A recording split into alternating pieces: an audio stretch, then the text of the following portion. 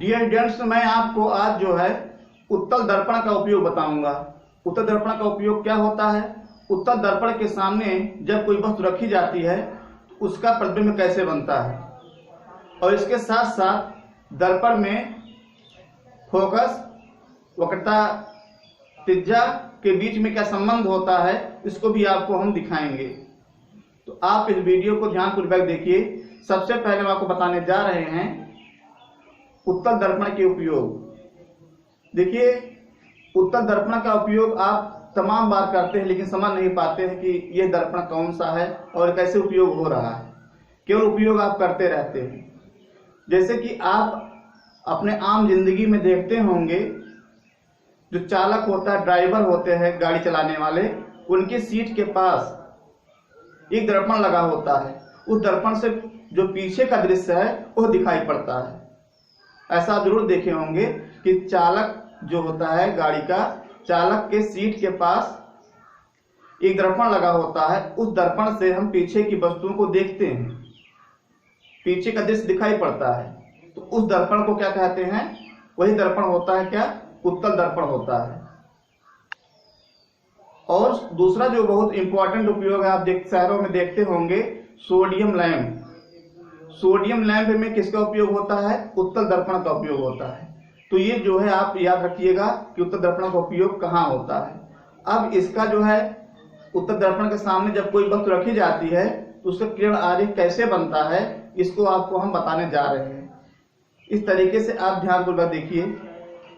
पहले लिखिए यहाँ उत्तल दर्पण के उपयोग। नंबर 1, गाड़ी में चालक, चालक मतलब ड्राइवर, चालक की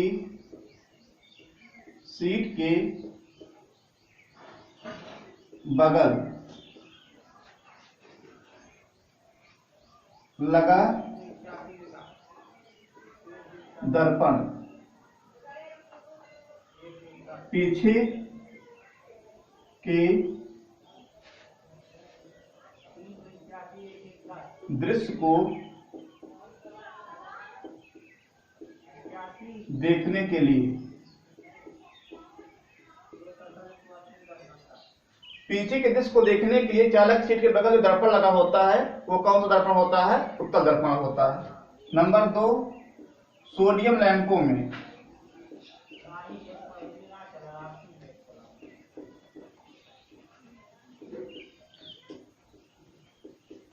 सोडियम लैंपों में किसका उपयोग होता है, उत्तल दर्पण का उपयोग होता है। तब इसके साथ साथ अब बताएंगे हम कि उत्तल दर्पण के सामने जब कोई वस्तु रखी जाती है उसका प्रतिबिंब कैसे बनता है। उत्तल दर्पण के सामने रखी वस्तु का प्रतिबिंब।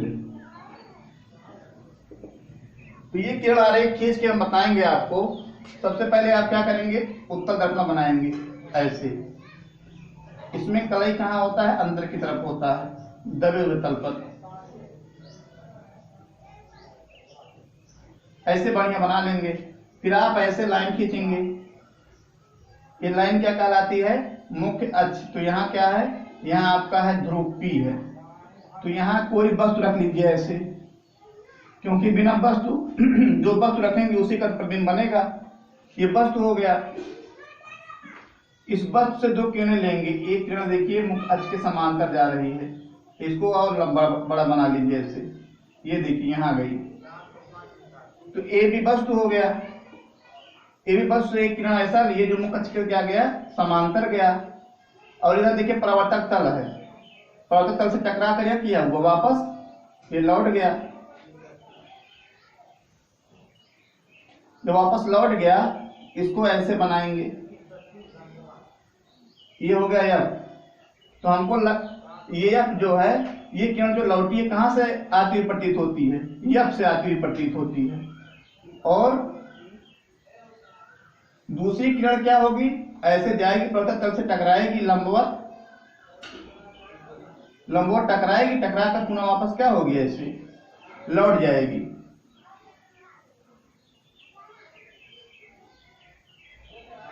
तब इसको भी ऐसे से बढ़ाएंगे आगे, यहां बढ़ गया, ये हो गया C, और दोनों का एक कटान बिंदु कहाँ है, यहाँ है, यही वस्तु का क्या हो जाएगा, प्रतिबिंब, A डैश B डैश, लंबवत खींच देंगे प्रतिबिंब ऐसे।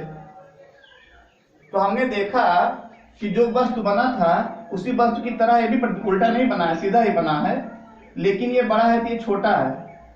तो क्या कहेंगे हम, सीधा, छोटा तथा आभासी है। प्रतिबिंब कैसा है, सीधा है, छोटा है तथा क्या है, आभासी है। और बना कहाँ है, ये दर्पण के पीछे, ये क्या है, ध्रुव तथा फोकस के बीच में बना हुआ है, ये लिखेंगे हम। उत्तल दर्पण के सामने रखी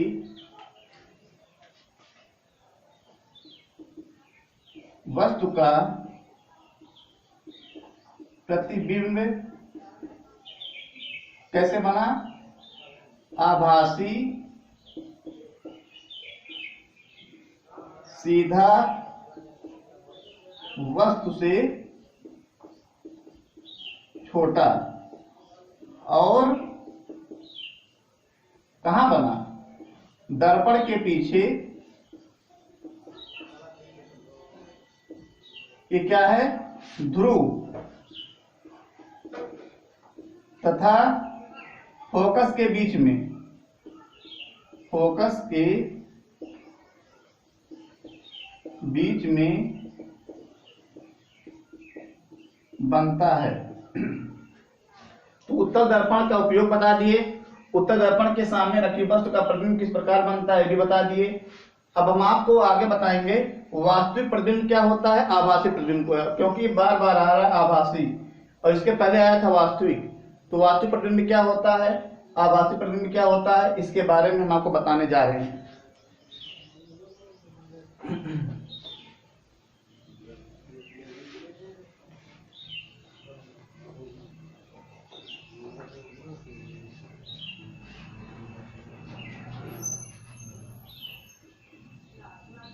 वास्तविक प्रतिबिंब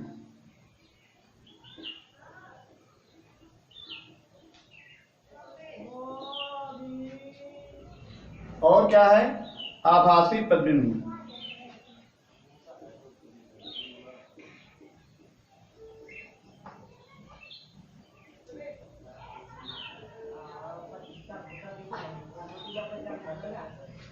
देखिए वास्तविक प्रतिबिंब ऐसा प्रतिबिंब होता है जिस प्रतिबिंब को हम पर्दे पर ले सकते हैं।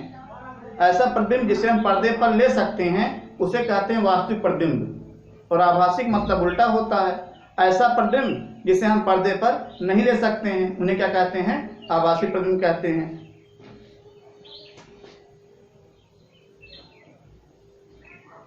ऐसा प्रतिबिंब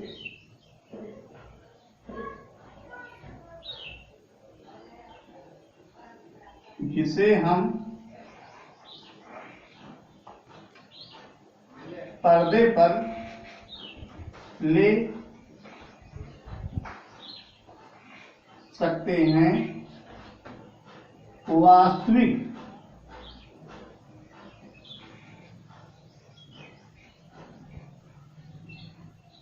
प्रतिबिंब कहते हैं। और आभासी प्रतिबिंब क्या होगा, ऐसा प्रतिबिंब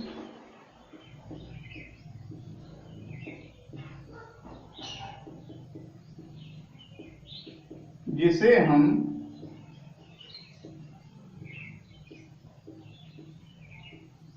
पर्दे पर नहीं ले सकते हैं,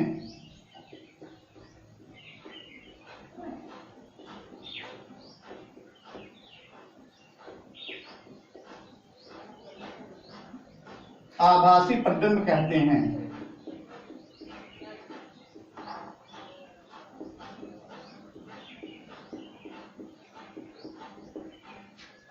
इस तरीके से आपको हमने बता दिया वास्तविक प्रतिबिंब क्या होता है और आभासी प्रतिबिंब क्या होता है। अब इसके साथ साथ हम बताएंगे कि जो गोली दर्पण होता है उसकी वक्रता त्रिज्या और फोकस दूरी में क्या संबंध होता है। तो आप इसको ध्यानपूर्वक देखेंगे कि संबंध किस प्रकार होता है।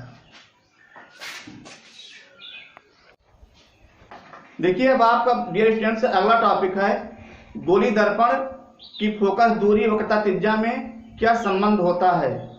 ये जो संबंध है इसको आप अच्छे तरीके से समझिए, क्योंकि ये बोर्ड एग्जाम के दृष्टिकोण से बहुत ही इंपॉर्टेंट है। तो हेडिंग होगा आपका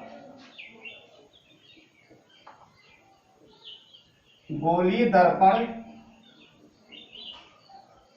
की वक्रता त्रिज्या, वक्रता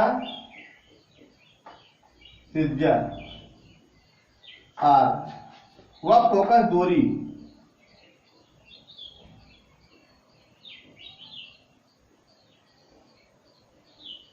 एफ में संबंध। तो इसके लिए हम आपको बहुत इजी मेथड से समझाएंगे, आपके सामने तुरंत आ जाएगा। आप देखिए, सबसे पहले बनाएंगे क्या, अवतल दर्पण बनाएंगे।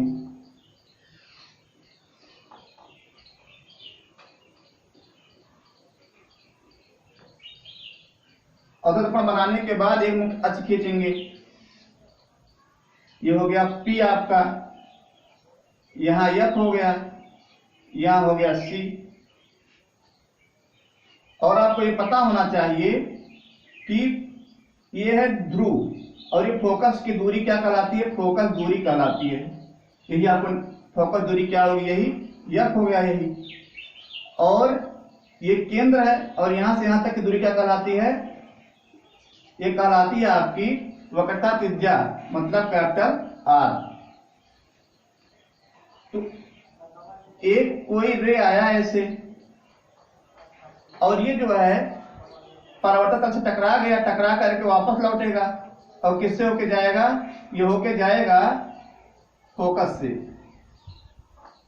ऐसे फोकस से होके ये लौट आएगा, फिर सीधी रेखा बनाइएगा, ऐसे लौट आएगा।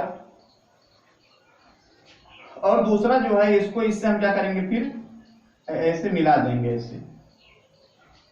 और जब मिलाएंगे तो कोई किरण ऐसे गई और किसी तल से टकरा कर वापस लौटी। अभी आपको ये टॉपिक नहीं आया है परावर्तन, लेकिन परावर्तन के बारे में हम आपको बताएंगे। अगर कोई जो है किरण ऐसे गई और तल से टकरा कर वापस लौटी तो वहां होता है परावर्तन। और परावर्तन में जो होता है ये जो है आपतन कोण परावर्तन कोण के बराबर होता है। ये कोण आपस में क्या होगा, बराबर होगा, ये एंगल बराबर हो जाएगा। और ये देख रहे हैं कि ये जो है मुख्य अक्ष है और ये मुख्य अक्ष के क्या है, समांतर है। अगर ये समांतर है तो समांतर रेखाओं के बीच में कौन सा एक जो है कोण, एक कोण 3 के कौन सा कोण होगा, ये आपको हम बताए हैं, पहले भी मैथ पढ़ाते हैं, बताते होंगे। ये होगा एकांतर कोण, अल्टरनेट एंगल। तो अब आप देखेंगे, हम लिखेंगे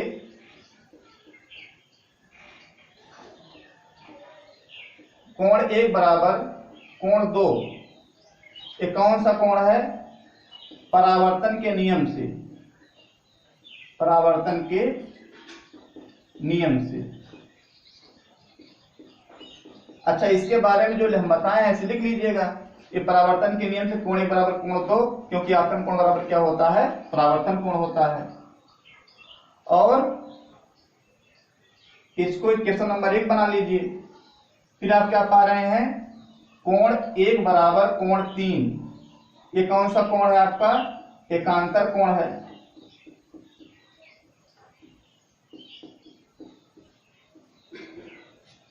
इनका नाम यहां लिख दीजिए, यन मिरर का नाम M1 लिख दो, M2 लिख दो।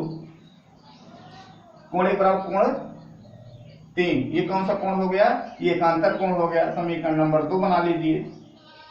समीकरण 1 व 2 से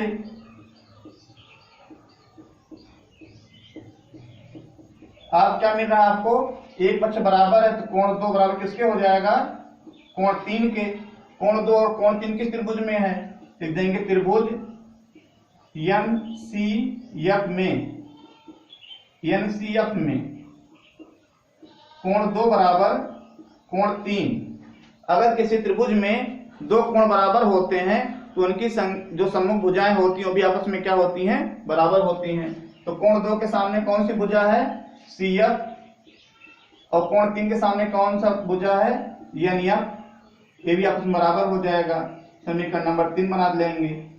अब हम लिखेंगे, देखिए साइंस है, साइंस में आप थोड़ी सी जो है समझने की भी बात होती है। लिखेंगे यदि दर्पण का जो द्वारक है बहुत छोटा हो, यदि दर्पण का द्वारक बहुत छोटा हो, दर्पण द्वारक क्या हो, बहुत छोटा हो, तो क्या है, तो N व P क्या होंगे, संपाती होंगे। मतलब ये N कहाँ आ जाएगा, P पर N, P संपाती होंगे। तब क्या हो जाएगा, अगर ये दोनों एक ही बिंदु हो गया तो इसका मतलब क्या है, इसका मतलब है PF बराबर NF। PF बराबर NF हो जाएगा। इस पॉइंट को थोड़ा समझ लीजिएगा, अगर ये पॉइंट यहाँ आ जाए तो ये भी लाइन, जो लाइन इधर गई इस पर आ जाएगी, तो PF बराबर क्या हो जाएगा, NF। मतलब यह P बराबर FN,